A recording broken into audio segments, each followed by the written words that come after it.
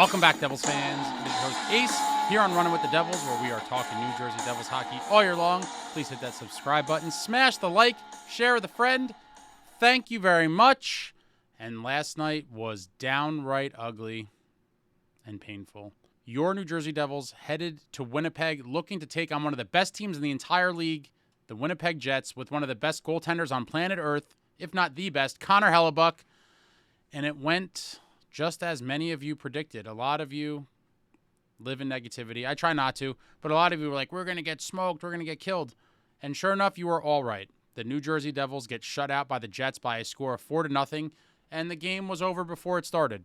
It was over before it started. Jets score 58 seconds into the game. Sloppy play in the D zone by the Devils. Lose the guy, and just a mess. Complete mess. They go up 1-0 at 58 seconds, and then less than a minute later at 1:52, they score another one, 2-0, and it felt like the game was over, and it was. I mean, there's not much even more to talk about. I'm just absolutely disgusted.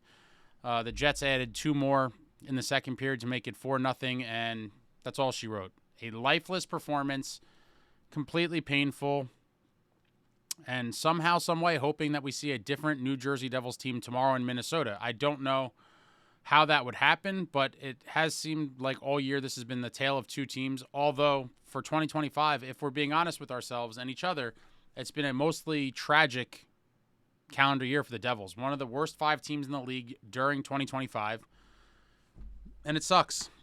I am gutted, absolutely painful, and wow. I mean, a lot of you were saying, no, we struggled with the Blackhawks, and they suck, and we just barely beat them, and it's all true. But I was hoping that with a new game, brought new energy, new whatever you want to call it, and the team would find a way to play a more inspired game. But going down 1-0 super early does not help. And then the problem we've seen for the past couple seasons where teams just go back-to-back real quick, it happened again. 54 seconds later, they go up 2-0, and that's it. That is a monumental task to overcome, going down 2-0 in the first 2 minutes of a game against one of the best teams in the league on the road with the best goalie on the planet in net. I mean, it's just too much to overcome, and it was for the Devils. I will say when Hall scored that goal, I thought it should have counted. I did think he was pushed into Hellebuyck by the defenseman. I was hoping Keefe was going to challenge it. I think at that point it was worth a challenge. Even if we lost the challenge and went on the penalty kill, then so be it. Knowing how good the Jets and Hellebuyck are, I think that was definitely worthy of challenging. And had it gone our way and the goal was allowed to stand, 2-1 makes the outlook of that game very different than being down 2-0. But I understand why they didn't want to challenge, but I disagree. I would have challenged and hoped that we won. But in the end, it probably wouldn't have mattered. The Devils just another stinker of a game, and I hate to make excuses, and I'm not, but the roster, we're icing a subpar NHL roster. Oh, of note that I forgot to mention, Luke Hughes takes warm-ups and then is a game-time scratch. Luke Hughes doesn't play, so we have both Nemitz and Chalowski in the lineup. And it's just a lot. We're just missing so many guys, and we're just playing with a subpar roster. It's unfortunate, and it is what it is. Hopefully, somehow they find a way to wipe this from their memory. They go into Minnesota tonight and somehow look like a different team. Jacob Markstrom will be in net for that one. And Jacob Markstrom, unfortunately, for the Devils, is our only hope at the moment. Markey is it. We need Markey to get back to close to where we saw in December and January. And he's our only hope, really, for down the stretch here. Hopefully gut out some ugly 2-1, 3-2 type wins. Maybe even a 1-0. I don't know that we've seen one of those this year, but even a 1-0 game could potentially happen. And we're going to have to rely on Markey at this point. Play him in most of the games down the stretch. Hope he gets hot. And that's it. And that's our only chance in the playoffs as well. How far could Jacob Markstrom drag this team? Because the goal scoring has just become so sparse, so dried up, that we just can't score a lot. And so that means we're going to have to hold teams to a very minimal amount of goals against. And Markey hopefully rebounds, gets hot, and just goes on a streak here. It's our only hope. How far can Markey drag us in the playoffs? Knocking out the Canes would be phenomenal. But we are obviously going to be a massive, massive underdog in that series should we hold on to our spot. Luckily, the Rangers lost in overtime last night. They gave up that regulation win with under 2 minutes left. Ducks tied it, and then Ducks won in OT. So that's a huge point the Rangers missed out on while they're trying to chase us. It sucks to have to keep rooting for other teams to lose for us to get in. Like, it would be nice to just keep winning and go into the playoffs, but it doesn't look like that's going to happen. It looks like it's going to be an old-fashioned limp into the playoffs, just like the Capitals did last year. A true indictment on how bad the Metro Division has been this season, that we could potentially have that third spot with like under 90 points. I mean, my God, it's just so bad. I'm so down and out. But yeah, Jacob Markstrom, that's our only hope. We need Markey to be huge for the rest of the season and into the playoffs, hopefully. And that's all we got. Markey got to stand on his head, and hopefully a couple other guys wake up. But overall, a very discouraging loss. Obviously, the final score 4-0 is discouraging, but just the way it played out was discouraging as well. And I will say I am firmly now on the thought process of we must see Sheamus Casey. For a team that cannot score goals and struggles to score goals, Sheamus Casey, I don't care what the coaches' reports are saying about his defensive game. At this point, who even cares? We need any sort of offensive spark we can get. Outside of Luke Hughes, we have no offensive production from the blue line. Let's see Sheamus Casey. I'm not saying he's going to save the season, but at this point, what do we have to lose? What do we have to lose? Throw him out there and let's see what he could do. Some offense from the blue line would be super welcomed at the moment. We cannot get offense from our forwards. And for a team that has no offensive defenseman, with Dougie being injured and maybe Luke misses, who knows, hopefully he only misses one more game at most, but he might be out for a little while. There's no excuse.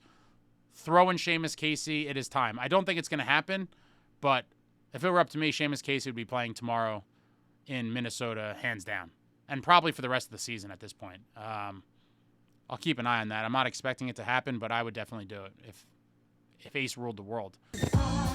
Oh, guys, I'm so depressed. Let me know what you thought about this game in the comments. I know it's going to be super negative. I saw some of you in the Post-Postgame Live. Lots of negative thoughts.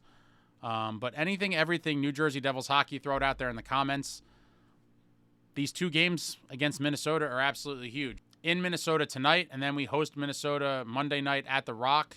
I did want to go to that one live to see Marc-Andre Fleury's last career appearance in New Jersey.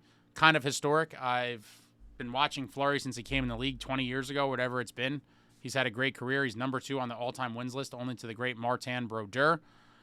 And I'd like to see his final kind of goodbye in New Jersey. They've been doing, I guess, the post-game handshake lines, I think, in every city he goes to. They line up and they do, like, he does a little handshake line. So I think I'd like to see that. It is historic, but my God, if we have another stinker tonight, it will be very hard for me to gather myself and drag myself to the Rock. But it might have to be done regardless.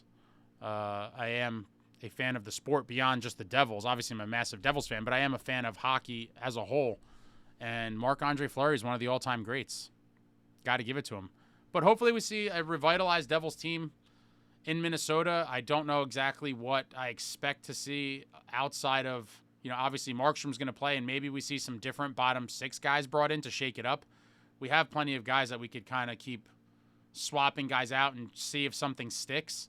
There is plenty of guys to switch around in the bottom 6, but I don't know that that's going to be a magical solve either. We've been doing this for a couple weeks now. Nothing seems to be a long-term solution. And in reality, when you have the pieces we have at the moment, it's just going to be more of the same with slightly different faces, unfortunately, is what I believe. I don't know when we're going to see Cody Glass back.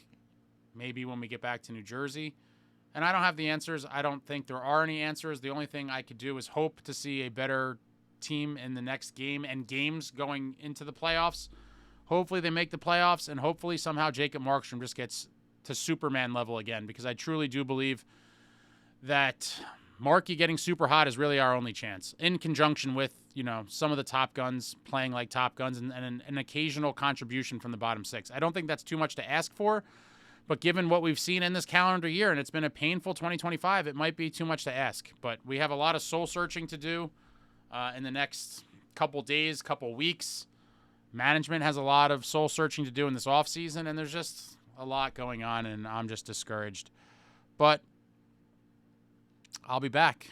I will be back. Probably going to do a pregame before tonight's game against the Wild, as well as my usual post game. So I'll put the link in the descriptions. Check that out if you haven't been to one of the live shows. We either celebrate or commiserate. I show a lot of comments, and we'll respond to them from all of the fans in attendance. And yeah, lately it's been a lot more commiserating than rejoicing, unfortunately. But I'll be back soon. Throw it all out there in the comments. Anything, everything Devils hockey. I enjoy talking to you all. Be back soon. Cam Janssen Part 3 interview. premiering tomorrow night. I'll put the link in the description for that as well. Check out my conversation about the Devils with Pasha of Spittin Chiclets if you haven't seen that. Link in the description for that as well. That's all I got, guys. I am a heartbroken man right now and just hoping for better days. Hopefully they deliver better performances soon because my heart is absolutely broken right now. And that's it. That's all I got. Thank you all for watching. I love you all. Like, comment, subscribe, and all that jazz. Until next time, friends, let's go.